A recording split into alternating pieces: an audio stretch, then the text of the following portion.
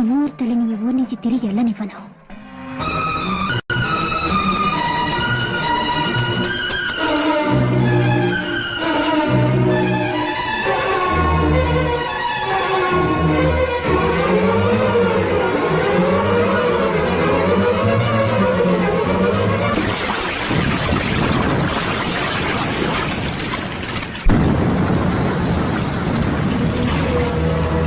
అమ్మా, నేనొచ్చేదాకా వెళ్ళనని మాటిచ్చావు, ఉంటావుగా?